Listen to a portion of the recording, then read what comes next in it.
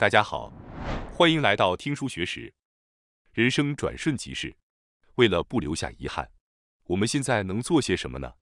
很多人每天似乎缺乏充实感，看不到前进的道路，渴望活出真实的自我，过上无悔的人生。对于所有迷茫的人来说，也许可以尝试下禅的力量。今天我要向大家介绍五十川幸岛先生所著的《活在当下的练习》。现在让我们愉快地一起来探讨这本书的内容吧。今天的内容如下：第一，找回生活的意义，进行活在当下的3个练习；第二，如何面对我们无法逃避的8种痛苦；第三，对于没有生活意义的人，应该如何找到生活的意义。现在让我们从第一点，找回生活的意义，进行活在当下的3个练习开始。我想问问大家，有多少人能自信地说自己正活在当下呢？也许听到这个问题的99%的人都无法自信地说自己正活在当下。比如，每天被忙碌追赶，一天结束时感到无聊和焦虑，然后带着这种不安入睡；一年结束时，感觉这一年也匆匆而过。人生是不是应该如此？对于那些拥有这种困惑的人来说，他们无法说自己真正活在当下。就像本书的标题所说，我们需要练习活在当下，我们只能活在当下这一刻。但现代人常常被时间压迫，被数字束缚，被他人评判，似乎无法真正体验当下的生活。他们忙于日常琐事，却忽略了生命的有限性。现代许多人或许应该借助禅宗的教诲，现在正是强调活在当下的时刻。无论是沉湎于已逝的过去，还是焦虑未来的可能，都是徒劳的，因为过去无法改变，未来也无法凭借个人力量掌控。我们能掌控的只有现在。我们应该全力以赴做当下应该做的事情，特别是在这个不稳定、经济不景气的时代，我们的内心可能会经历剧烈的波动，或者沉浸其中。然而，如果我们学习禅，就能更平静地度过这些波折。面对严峻的现实生活，精神上的支持是不可或缺的。作为这种支持的一种选择，为何不试着倾听禅的教导呢？接下来，我想介绍3种基于禅的教诲的实践方法，让那些为真正活在当下的人能够活在当下。通过这些实践，你可以摆脱过去或未来的困扰，集中精力过好眼前的生活。具体来说，有以下3种实践方法：一、定期提醒自己终将会死去；二、集中精力专注于一件事情；三、在这个呼吸的瞬间，用心感受活在当下的真实感觉。首先，我们来看看第一种实践方法：定期提醒自己终将会死去。这可能听起来有些沉重，但死亡是不可避免的现实。害怕死亡的人往往回避这个话题。然而，正是通过直面死亡这个现实，我们才能更好地珍惜眼前的生活。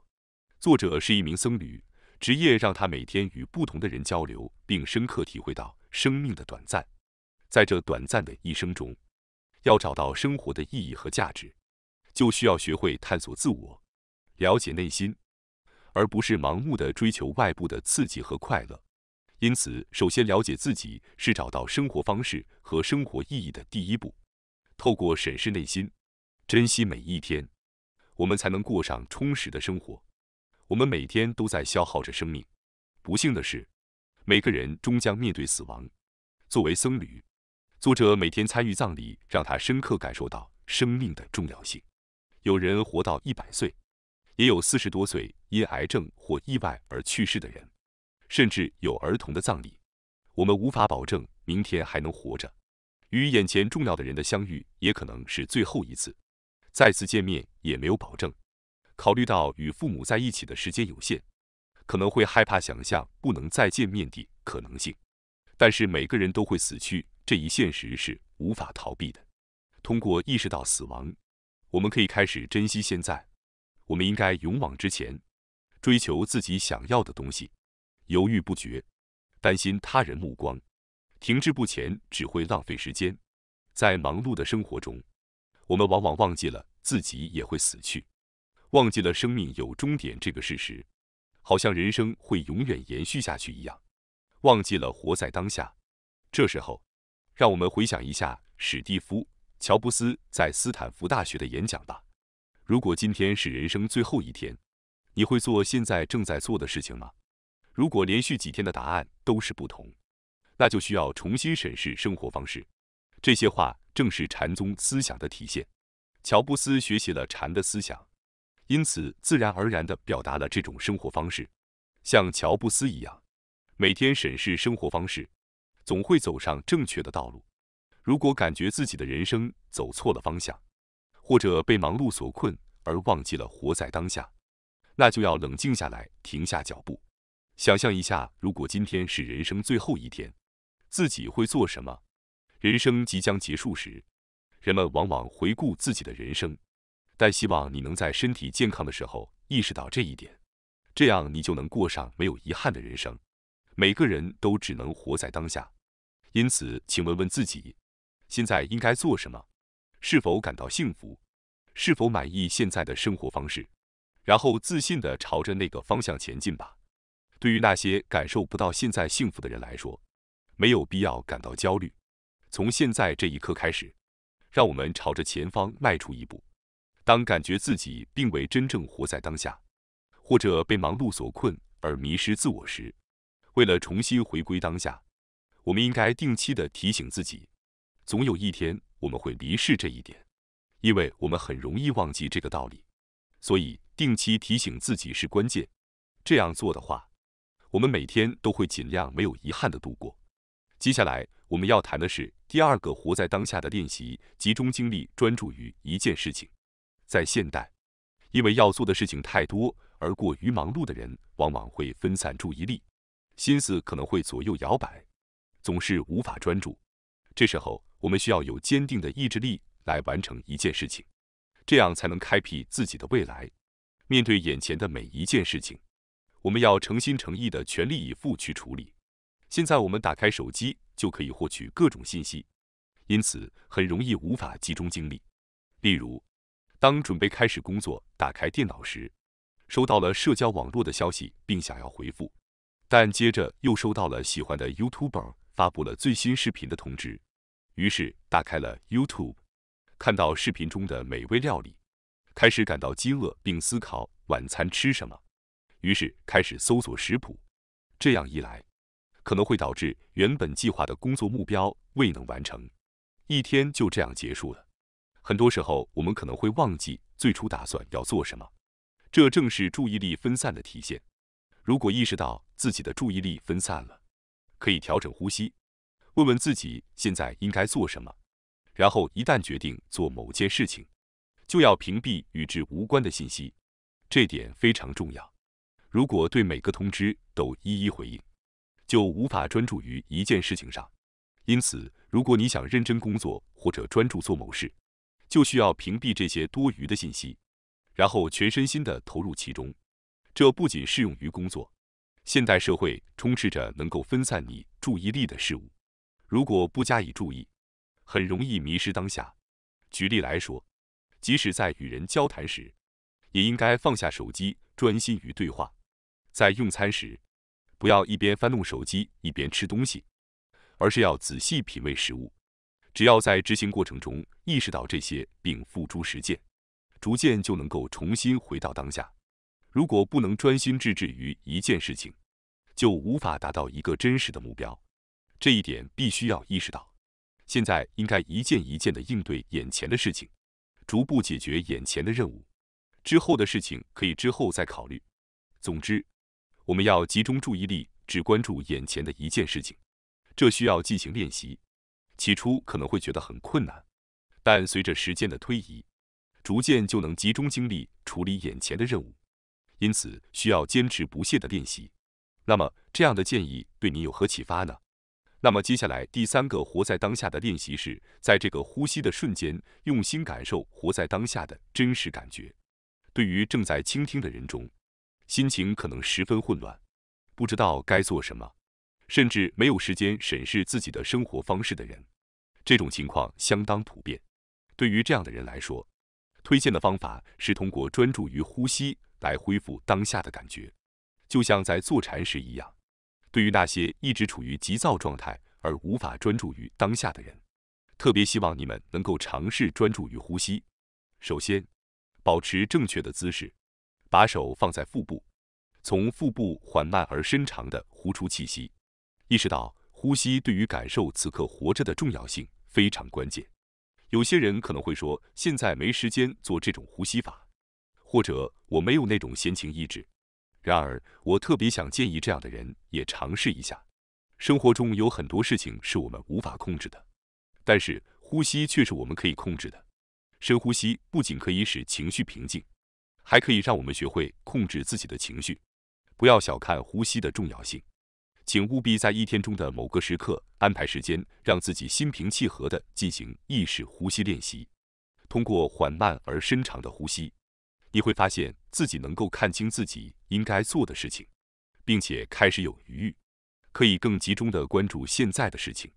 起初，即使只有短短的10秒或者20秒也没关系，重要的是要设定一个意识呼吸的时间。开始时可能觉得很难集中注意力，但随着练习的进行，你会逐渐能够更专注于呼吸，然后逐渐增加时间，比如每天增加到3分钟或者5分钟的意识呼吸时间。这样做会让你的心灵更加平静，精神状态也会更好，让你能更好地活在当下。如果可能的话，睡前集中5分钟呼吸是很好的，或者起床后先在床上集中5分钟呼吸再起床。制定自己的日常呼吸练习也是很好的选择。另外，当心情低落或者感到心烦意乱时，可以设定1分钟的呼吸集中时间。接下来我们要讨论的是第2点，如何面对我们无法逃避的8种痛苦。首先要明确的是，人生并不会一帆风顺，很多人都在为自己的人生不如意而烦恼和苦恼。他们会想，如果生活是这样的，那就不应该是这样的。这种想法是非常普遍的，因为我们总是希望自己的生活没有烦恼和遗憾。但事实上，我们背负着无法逃避的4苦8苦的重担而生活，因此拥有生存的困难也是理所当然的事情。佛教教导我们，生活本身就伴随着苦难，除此之外，还有老年的痛苦、疾病的痛苦、死亡的痛苦，即所谓的生老病死，没有人可以逃避。除了这4种苦难外，还有追求未能如愿的痛苦，怀有怨恨和憎恨的痛苦，与所爱之人分离的痛苦，无法控制心身和情绪的痛苦。这些加在一起称为4苦8苦。你们可能在日常生活中也经历过这些苦难，当然能够消除这些苦难是非常好的，但即使利用最新的科学和医学手段，也无法避免这些苦难。我相信有些人在面临困难和痛苦的情况下，感到很苦恼，但是作为活着的人，这些是无法逃避的。因此，首先要接受生活并非如意的事实，保持心态稳定，不要为各种现象而忧虑或沮丧，这很重要。如果你一直认为生活应该是如你所愿的，但现实与你的想象不符，你就会陷入苦难之中。相反，只有当我们认识到生活通常不会按照我们的想法发展时，我们才会接受生活中存在苦难是正常的，然后尽量保持稳定的心态，不要被各种现象左右，这样就能保持内心的平静。通过一些方法可以实现内心的平静，比如意识到自己的呼吸，不受偏见或固定观念的束缚，以真实的态度看待事物。此外，使用正确的言辞，避免谎言和恶语，考虑他人感受，努力说出让他人感到愉悦的话语，也是很重要的。同时，还需要做出正确的行为，保持规律的生活和持续的正确努力。这些都是每个人从今天开始就能做到的普通事情。通过坚持这些行为，我们就能拥有内心的平静。只要意识到并融入生活中，就能逐渐接近内心的稳定。另外，要认识到过去和未来只是我们心灵幻想的产物，集中精力活在当下，对保持内心稳定至关重要。许多人过于关注过去和未来，回顾过去的遗憾，担忧未来的困难，这种心态无法保持内心的平静。在禅的教导中有一句教诲，不要沉湎于妄想。妄想是被自己的想法和观念所困扰，这种心态是非常不利的。即使最初只是一点点想法，如果不加以控制，就会像病毒一样扩散，最终无法控制。许多人可能会发现自己经常担心尚未发生、尚未成为现实的事情，这实际上是无端的担忧，可能是心理上的妄想。由于我们的大脑天生倾向于负面思考，一旦开始妄想，就会陷入负面循环。因此，为了避免负面妄想的困扰，我们应该把注意力集中在现在能做的事情上，全力投入其中，不要让过去的遗憾或未来的担忧耗尽精力，而是专注于当下的生活。我们拥有的能量是有限的，如果我们将这能量用于过去的懊悔或未来的焦虑，那么可用于当下的能量就会减少。不要让能量分散，要集中在眼前。很多人或许认为，只要努力就能解决问题，可以自己掌控很多事情，但实际上我们无法掌控很多事情。不要困扰于那些无法解决的事情，而是冷静地处理眼前能做的事情，逐步解决问题并找到答案。除了专注于当下，为了保持内心的稳定，还有一点非常重要的思维，那就是不要拿自己和他人相比，比较只会给你带来不必要的痛苦。因为我们是社会性动物，总是倾向于和他人比较，然而和他人比较只会让你陷入消极情绪中，毫无意义。与其和他人比较，不如努力活出真实的自我。特别是在当前社交媒体普及的时代，和他人比较的趋势更加明显。只要打开社交媒体，别人的生活状况就一目了然，这种信息会自动推送给你。你会看到 A 在销售工作中取得了顶尖成绩，受到上司的赞赏 ；B 创业成功并拥有财富，过着优雅的生活 ；C 外表美丽，参加名流派对，生活看起来非常幸福等等。这些信息会不自觉地传达给你，然而我们无需对此产生兴趣，但社交媒体会不自觉地将这些信息推送给我们，容易和他人比较，产生负面情绪，觉得自己不如别人。在当前信息爆炸的时代，很容易迷失自我，但关注内在真实的自我才是最重要的。周围的人无法替代你走完自己的人生，决定你未来的只有你自己。无论多么渴望，你也无法成为别人，因为你的一生只能做你自己。过度比较自己和他人会让你陷入自我逼迫，困扰自己。努力是好事，但不要过度追求，以至于精神崩溃。此外，社交媒体或网络上流传的华丽生活或成功者的形象，只是展示生活中最耀眼的部分而已，并非真实，只是被编辑过的最美好时刻。社交媒体中所展示的成功者，也可能每天承受着痛苦或经济困扰，沉溺于表面的光鲜而难以自拔。这种与现实不符的现象非常普遍，因此不应因为与虚假形象相比而感到不幸福。不要陷入与他人比较的状态，因为那不是真实的，只是被包装后的形象。摆脱对他人评价的依赖至关重要，因为真正决定你价值的只有你自己。如果能摆脱与他人比较的习惯，你将更加真实地活出自我，过得更加幸福。同时，要牢记自己的价值不能由他人评价来决定。在现代社会中，我们总是被评价着，从学生时代开始就被成绩评价，工作后也会根据业绩或销售成绩来评价。在这种评价环境中生活久了，很容易让人过度依赖他人评价自己的价值。但是真正决定自己价值的是自己，而不是别人。你需要成为自己最坚定的支持者，因为只有这样，你才能真正获得救赎。养成常常夸奖和认可自己的习惯，你将能更加平和地生活。有人可能会说，我身上没有任何优点，我无法夸奖自己，但这是不正确的。也许你只是还没有意识到自己的优点和长处，因为每个人都有自己闪耀之处。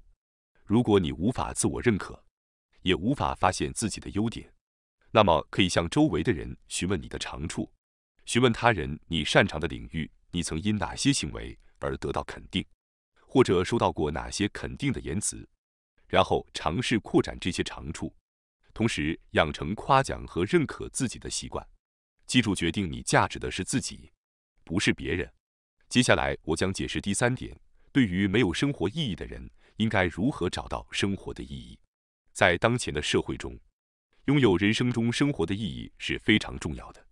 例如，拥有生活意义的人老不老化程度较低。同样的，拥有生活意义不仅可以保持年轻活力，甚至可以降低死亡率。因此，为了健康长寿，拥有生活意义是至关重要的。无论是热爱的爱好还是投入的工作，都可以成为生活意义的源泉。专注于能够引导自己生活方向的目标，也是一个很好的选择。然而，我知道有很多人认为生活没有意义，因为找到生活意义并不是一件容易的事情。因此，如果你现在不知道生活的意义，或者感觉将来没有想做的事情，那么首先尝试为他人做些事情，从那里开始，也许你会找到生活的意义。从世界上受欢迎的热门产品中可以看出，许多都是解决人们问题或提供服务的产品。同样的，考虑如何利用你拥有的技能来帮助他人，利用你的经验和知识为他人提供帮助。当你解决了别人的困难并收到感谢时，你会感到非常愉悦和幸福。事实上，通过得到他人的感谢，我们不仅变得更幸福，而且在健康方面也会受益。因此，如果你感到生活毫无意义，那么试着让为他人解决问题、为他人生活而努力成为你的生活意义。成功的创业家经常解释他们创建公司或服务的原因是为了解决社会问题，或者为了解决人们的痛苦。这些都是极好的例子，说明通过帮助他人解决问题来找到生活意义是可能的。如果你想改变生活，寻找满足感和充实感，请务必寻找对他人有意义的事情。带给很多人喜悦，不仅会让你自己变得幸福，也会让你的内心变得更加轻松。在为他人奉献时，放下对回报的期待是很重要的。如果你能放下对回报的期待，你的内心将会更加宽慰，因为追求回报的心态很容易被他人察觉。同时，你为别人所做的也会更加持久地被记住。放下执念，心境将更加轻松愉悦。对方的感受应该在你给予之后会有回馈。如果你过度期待回报，却未得到预期的回馈，会给自己带来痛苦，最终可能会因此责备对方，认为自己付出了这么多，但对方却没有回报。我们需要暂时放下期望有回报的执念。过度期待他人会被对方察觉到。当别人给予你东西时，你会因为对方为你精心挑选而感到高兴。但如果感到对方期待回报，你可能会感到压力。换句话说，当你帮助别人时，要避免让对方感到你是在强迫他们为你做回报。然而，完全不期待回报是很难的，但保持尽量不期待回报的心态很重要。你为别人做好事，总会有人看到，虽然不一定会立即体现，但总会有回报的。要想健康长寿，就要找到生活意义。如果你现在找不到生活意义，可以试着以帮助他人为生活意。当我们帮助别人并受到感谢时，会感到最幸福。当你帮助别人时，放下对回报的期待是很重要的，这样心态会更加轻松。感谢大家收看今天的节目。如果你喜欢我们分享的内容，记得点赞、订阅并开启小铃铛通知，第一时间获取我们的更新。在下次的节目中，我们将继续为大家分享更多有益的书籍。